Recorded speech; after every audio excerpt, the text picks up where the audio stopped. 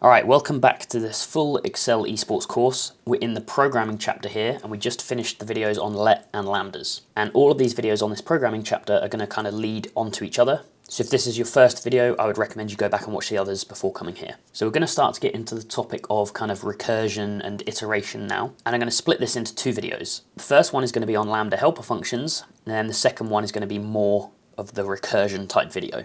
So the reason we're going to do a Lambda helper functions video, that's BYROW, BYCOL, map, and so on, is because now we're moving towards a kind of more single cell approach with let and lambdas. You're going to run into situations where you cannot do something without the helper functions. So let's introduce them and then show some examples of where you need this kind of thing. Before we get into BYROW, BYCOL, and so on, the first Lambda helper function I want to talk about is ISOMITTED. So in the last video we talked about how to write a lambda. So lambda, a variable, just call it a for now to be quick, and I want to do a plus 5. Let's say that that is my lambda, so that's going to take in any number. Let's just put a 10 here, and it's going to plus 5 to it. So that's my formula that plus is 5. So in the last video we talked about adding optional arguments in square brackets, so let's add a b as our optional argument. So in our formula we can say, okay, a plus 5 plus if b, give us another 5, otherwise 0. And what that optional argument did was enable us to kind of add it, and it would add a second 5. And obviously this is just a simple example. We could do whatever we want in this formula bar with an optional argument.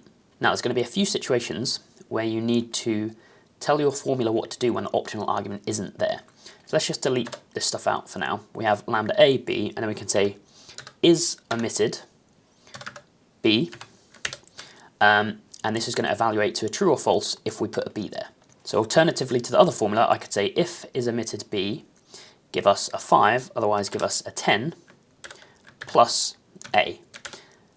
And then that will do exactly the same thing as before, it's just a slightly different way of writing it. So either b is omitted, so we're only adding 5. If b is not omitted, i.e. b is there, we'll add 10. And I could put anything here now. I could put a y and it will still add 10, because it's now not looking if b is a 1 or a true or whatever, it's just saying is it there.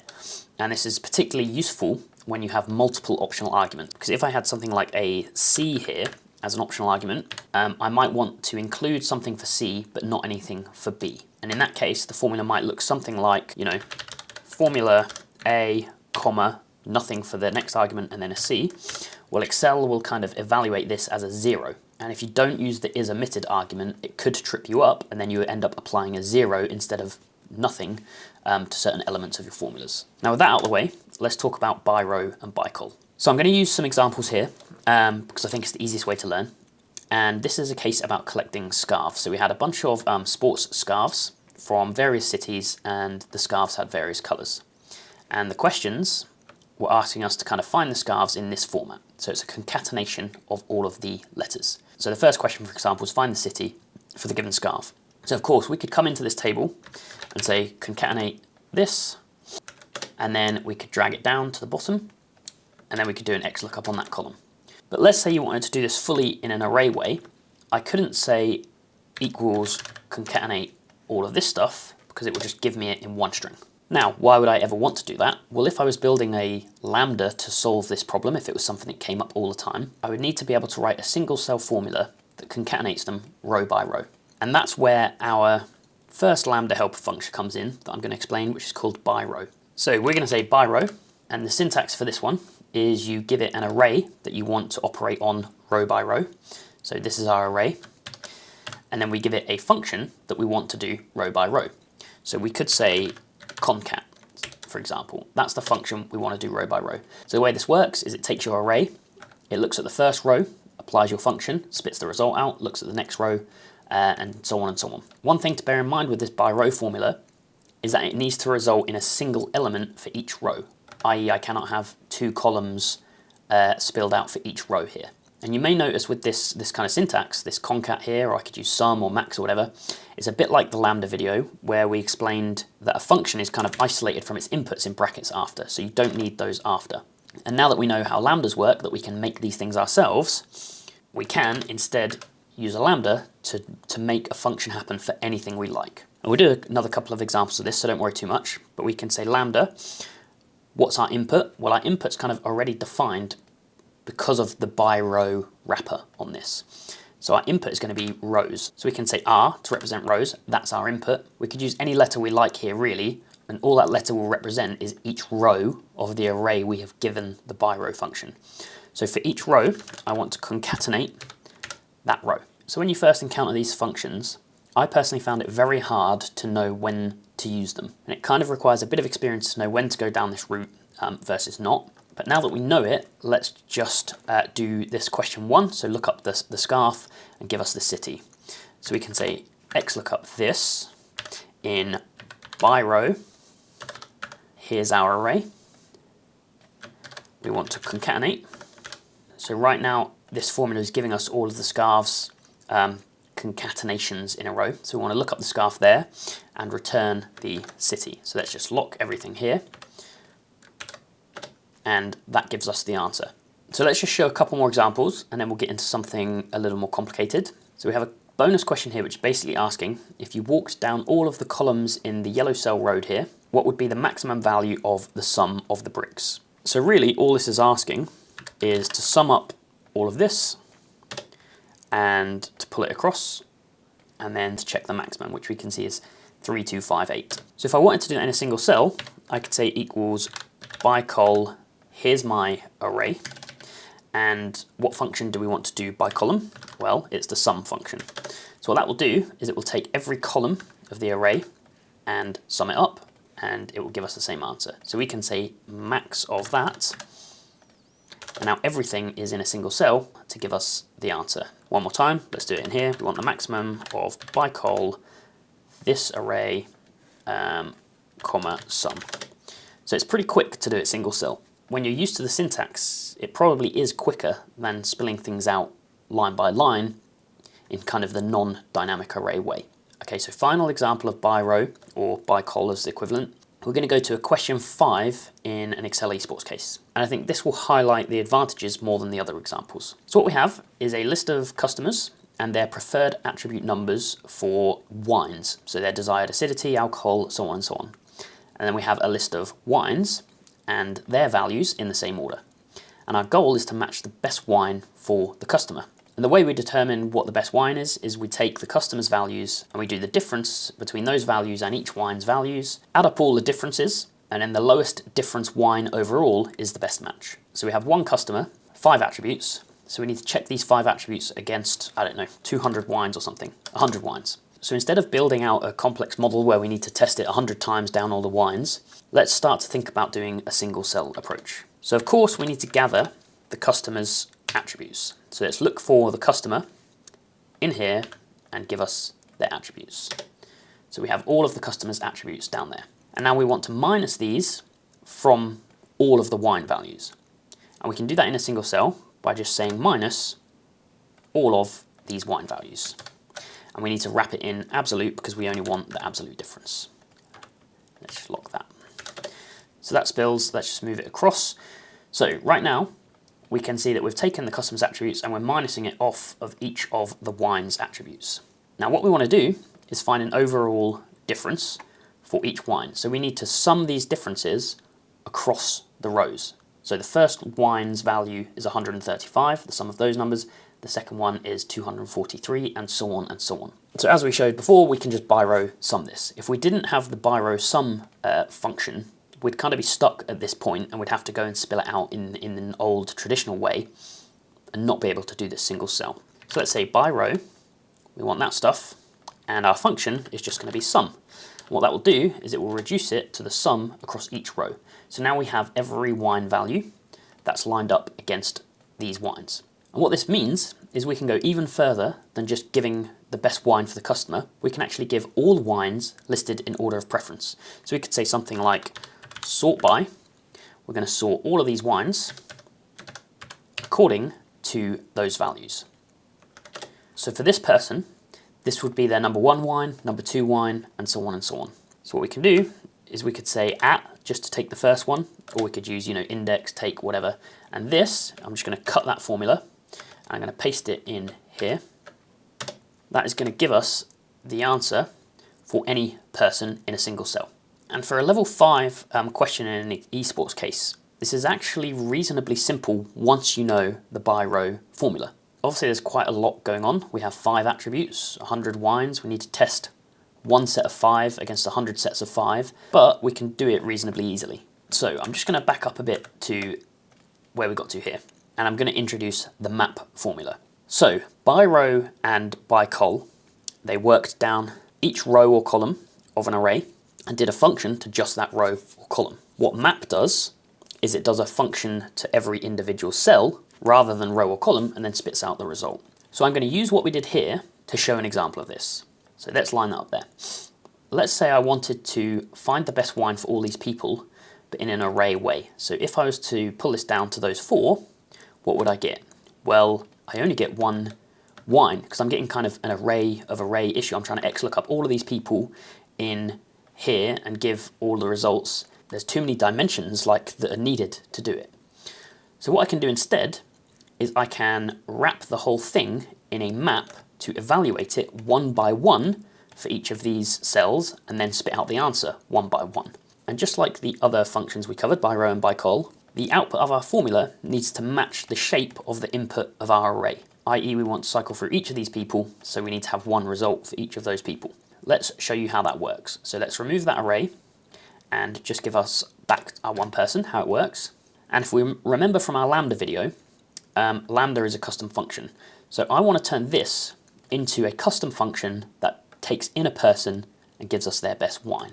So to do that, I'm going to say Lambda, and then I have an input, so I'm going to say customer, for example, and then I'm going to XLOOK up that customer like so. And if you watch the Lambda video, that should be familiar. We haven't called it on anything, so let's call it on that person. Again, if we try to call it on all these people at the same time, we'll be in the same issue that we did before, where it just won't work. So now that we have a custom function, a custom Lambda, how do we apply that one by one to everything? Well, we use the map formula. So we can say map, here's my array, just like BYROW and BYCOL. And what do I want to do to that array? I want to do this function to the array. So now, just like magic, we get all of the answers out. The syntax is a little confusing here, I'll admit, but we're basically, again, just like BYROW, BYCOL, we're saying take this array, and then for every element of that array, so this customer refers to this element here, do this formula, this function. So I could call customer A, or B, or C, or anything I like, and it's still going to work. So if I just copy that formula for a second into here, you'll see that we get all the right answers in an array way. Now, I want to show some of the other uses of map. So now that we know that map works on things one by one, we just showed it on a single row, let's now try it on something like this area here. So let's say I want the row of every cell in this area. I could say row of that. And this formula, row, and many other Excel formulas don't like to work in kind of 2D arrays. But because I know map works cell by cell, it will work cell by cell on any size array. Let's do map. This is my array. And what function do I want to do to each element of that array? I just want to do the row function. Well now, like magic, we actually get it to work. So we can force kind of non-dynamic array type formulas to work on dynamic arrays. So that's one of the ways you might use map. Now another interesting thing is that map will actually take multiple arrays. So let's do a sequence of 10, and then over here let's do a sequence of 10, but we're going to start at 10. And I'm going to move this over here somewhere. Let's say I want to sum up each of the first elements of this array, then the second elements, and then so on. And obviously sum is a simple example. We could have something incredibly complex, but let's keep it simple. So map can actually take multiple arrays. So here's my first array, here's my second array. You have to make sure they're the same size, however. And then what do I want to do to those? I could say sum. There we go. We get the sum of each of the first element of these arrays, and I could do 3, 4, however many arrays I like. What if I wanted to concatenate them with a dash? Well, I can't just use concat because the numbers would come together and I'd get some weird looking numbers. That's not what I want. So this is where I might use a lambda. So I could say lambda, and now I have 2 arrays. I need to call them something. So let's just call them A and B. Doesn't matter. A refers to each element of this array. B refers to each element of this array. So I can say A, and let's say a dash, and B. I've done an underscore. Let's change it to a dash. Doesn't really matter, but whatever. So now I'm saying I have these two arrays, and for each element of the array, I want to work down the first element of A, and then do a dash and combine it with the first element of B, and then repeat this down the entire array. So I get 1, 10, 2, 11, and so on. And then finally, and the last bit of this video, is going to be using map to iterate through something. So this is where we're starting to lead to recursion. So I'm going to use this case called all sausage. This was a free case from the Duck Excel competition, so German-speaking countries. And I think this is a really good example of map and how to iterate through many possibilities. So the setup is, we have a bunch of sausages, they have a minimum cooking time and a maximum cooking time. And the question is, provided I cook all these sausages for the same amount of time, what is the optimal time to choose so that all the sausages are cooked to the right level? So for example, imagine I had an oven and I could set the time to 9, 10, 11 minutes, whatever time I want, and I have many different orders of sausages. What's the optimal time where I can cook the most of the sausages? So let's think about this with an old school kind of approach. Let's choose our first time as 0, okay? There's a couple that are eaten raw here, these sausages. So what sausages are acceptable to cook? So I'm going to say, is the cooking time greater than or equal to all of the minimum cooking times? That's going to give me a list of trues or falses. So if I cooked for 0 minutes, these two sausages would be fine, the rest would not be fine. Now let's check on the maximum. I want to say, is my amount less than or equal to the maximum cooking time? And then we get this. So basically a sausage is edible if both of the things here are true. So I'm not going to use BYROW or map or anything to evaluate these two things together. I could. I'm just going to do a simple method, and I'm going to multiply the two arrays together to get my trues and falses. That's something we've covered in one of the early basic videos. So let's just format them like so. So where this is a 1, it means the sausage is acceptable at that cooking time. Now let's try a 1. Okay, nothing is good at 1 minute. What about 2? What about 5? Okay, if we go 5 minutes, there's actually quite a lot of sausages we can cook here.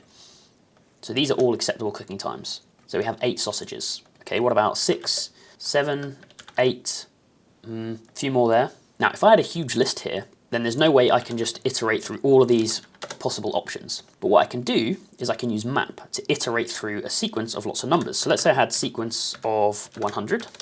I could have this as my custom kind of function and map it through this array. So I'm iterating through every number to find out how many sausages can be cooked. So to find out how many sausages can be cooked, I need to sum that thing. So that's reducing it to a single cell. So 13 sausages if I did 10 minutes. And I can say map sequence of 100. I want to test 100 things. And then let's do my function, lambda. Let's just use A again. So A represents everything in my sequence of 100. So at first it's going to test A being 1, then 2, then 3, and so on. So let's change that to A.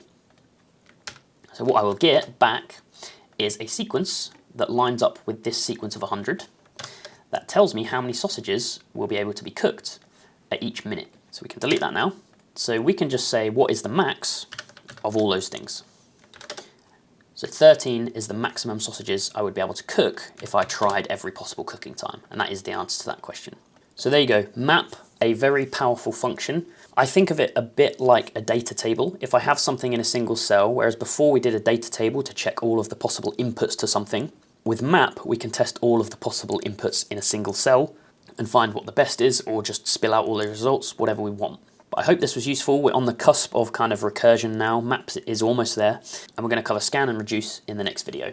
After that, all of the Lambda stuff is done, and we'll move into something else. So hopefully I'll see you next time.